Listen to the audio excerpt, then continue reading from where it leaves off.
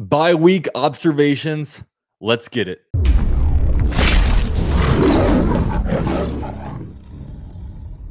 So this video is brought to you by Underdog Fantasy. Guys, the Jaguars might be off this week.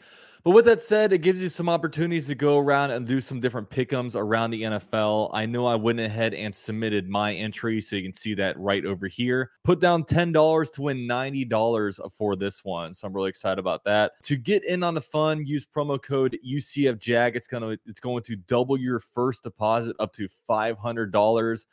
Using that lets Underdog know that, hey, Jaguar fans are here and they're relevant and they care about fantasy football, and also lets them know that I'm doing a good job. So yeah, guys, Underdog's a ton of fun. If you guys have any questions about it, let me know. And thanks to Underdog for sponsoring this video.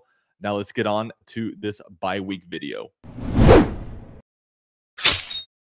Now the Jaguars are currently 6-2, and this is the best record the Jaguars have had since 1999. And it's crazy how it happened, man. The Jaguars started off 1-2, and I think a lot of people were having 2018 flashbacks. There were Jaguar fans absolutely pounding the panic button. It was honestly not a very fun time because to get that second loss, we got our butts handed to us by Houston, and that's not supposed to happen in week 3. And with that loss, the Jaguars all of a sudden were not in sole possession of first place. They're actually sitting behind the Indianapolis Colts, because the Colts were 2-1 at the time. So we're sitting here like, what the heck is going on, man? But since then, the Jaguars are on a 5-game winning streak, which is currently the longest active streak in the NFL. So awesome stuff there, man. You got to give some credit where it's due, man. Most specifically to Doug Peterson and Trent Baalke. You know, with Doug Peterson, man, Super Bowl winning head coach. He's in his second stint as a head coach, and you can just tell he has his hands all over this team. Like, he has been able to, you know, bring in this culture to the team. You know, right now he rallied us from a 1-2 deficit into a 6-2 record. And last year, the Jaguars started off 2-6 before turning that team around to go 9-8 and into the playoffs as AFC South champions. And, you know, hopefully we're on our way to doing it once again. But, you know, Doug Peterson, excellent hire for an organization that desperately needed a good head coach with some head coach experience and wasn't just your regular old retread. So that's awesome stuff. And even Trent Baalke, and sometimes it's tough to give credit to general managers because you look back and it's so easy to like nitpick on different things that they didn't do right. But you know, so, you know, you talk about all the time. The biggest thing about him is just the Hutchinson versus Trayvon Walker debate. And that debate will probably go on as long as, you know, he's the GM here, or as long as, you know, these two guys are still being relevant around the NFL. And there's also taking Tank Bigsby in a 3rd round. That seems like a questionable move right now. But overall, when you look at it, I mean, Devin Lloyd's a guy that they trade up for in the 1st round. Did not have a very good rookie year. He stayed in Jacksonville to get thumb surgery. And since, you know, when Jaguars went to London, and since then, he's been really, really good the last few weeks. So that's a big one for us. And you look at it, the 2021 draft class was masterful. And I know a lot of people like to give credit to Urban Meyer for it, like whatever. Trent Baalke was definitely very, very involved with that draft. And there's absolutely no way Trent Baalke was just sitting back and letting Urban Meyer pick all these guys. I guarantee you that did not happen.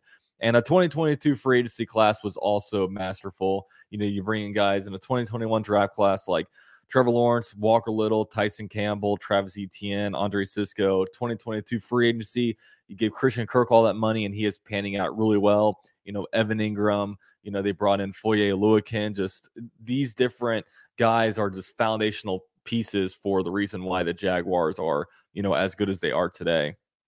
And, you know, we'll start off with the defense, man. The defense has been by far the Jaguars' best unit, man. And a lot of people underrated this whole entire defense, man. You know, when you look at, you know, Mike Caldwell, he deserves a lot of credit, man. This guy is a really, really good defensive coordinator. And a lot of people last year were wanting to get rid of Mike Caldwell because the defense was struggling a bit in 2022. But you know, when you look at things now, this defense is just playing out of their minds. Josh Allen has 9 sacks on the year, which is 2nd best in the NFL, and he's well on his way to having a career best year. Andre Sisco and Darius Williams each have 3 interceptions apiece, and that is actually tied for 3rd in the NFL.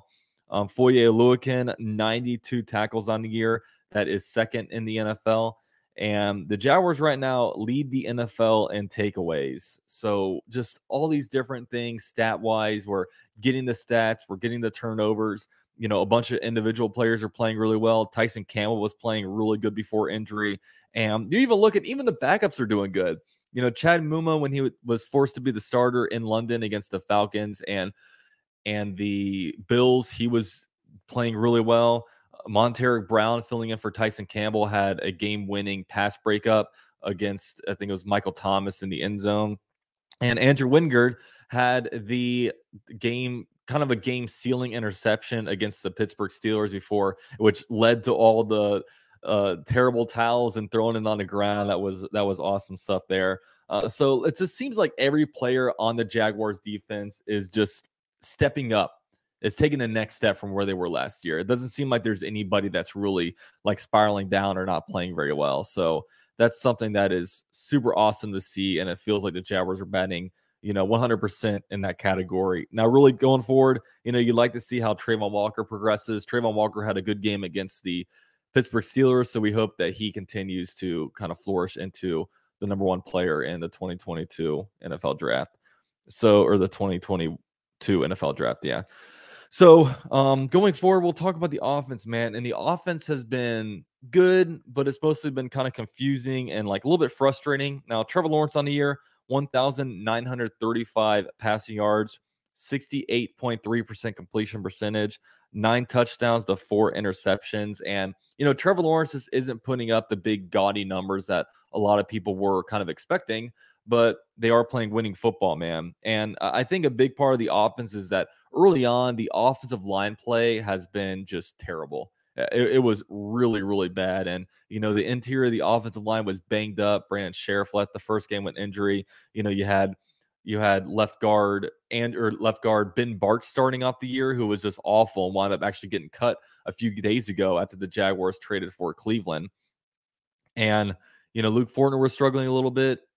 Like right tackle Anton Harrison playing like a rookie, getting used to everything. The only player that on the offensive line that was actually playing well was left tackle Walker Little. But now when you look at it, the offensive line is better now. You've got Cam Robinson back from the PED list, and you got either Walker Little or Ezra Cleveland, who's going to start at left guard.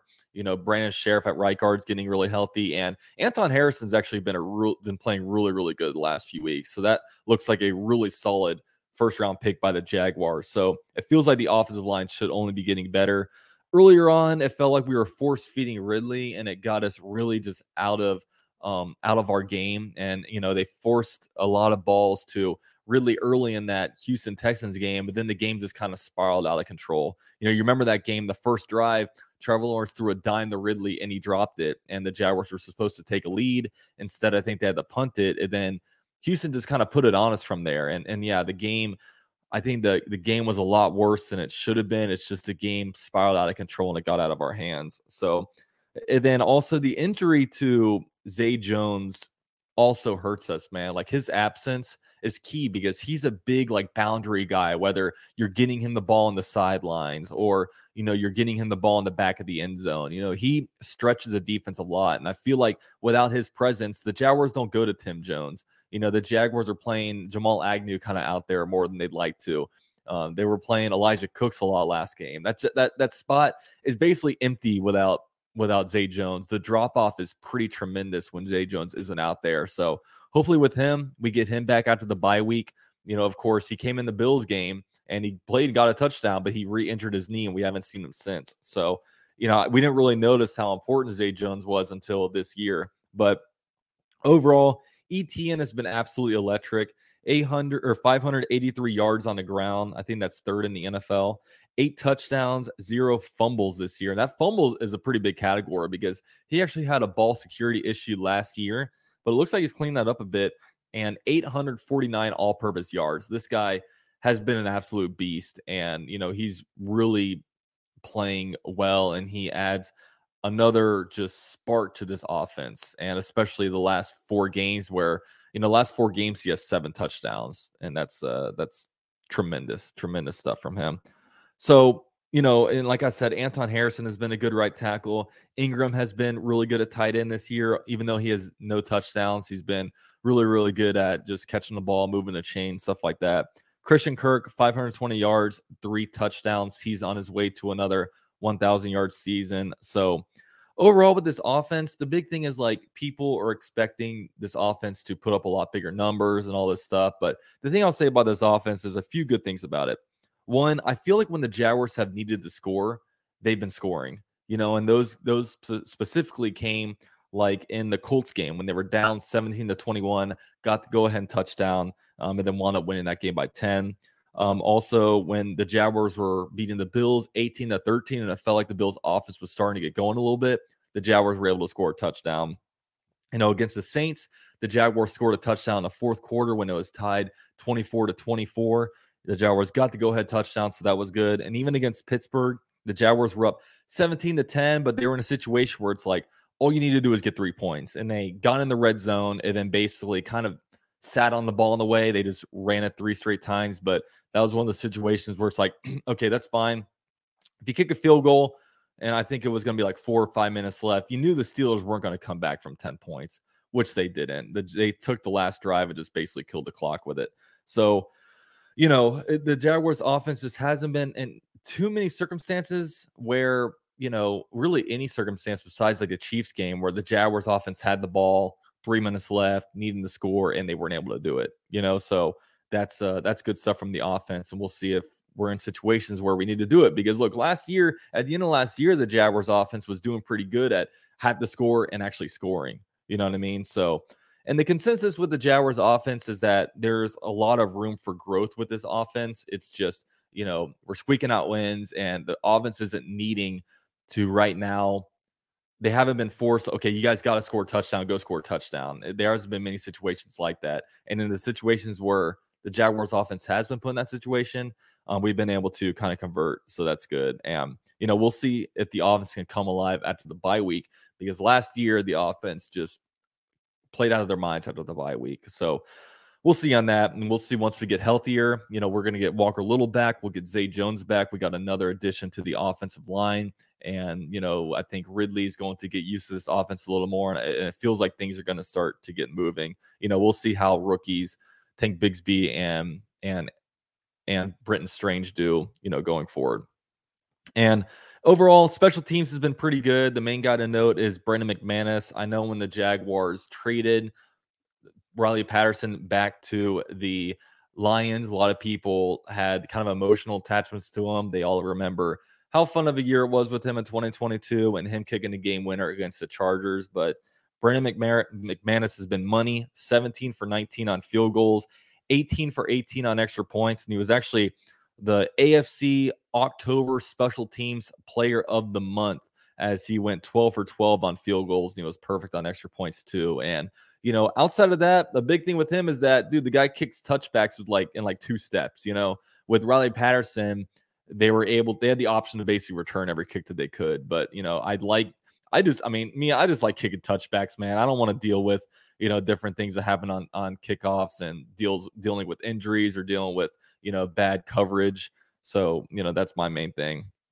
Now, overall with this team, the team chemistry is great. These players, you can tell they all love each other, and that's really cool to see. You're not seeing like any bad blood going on there.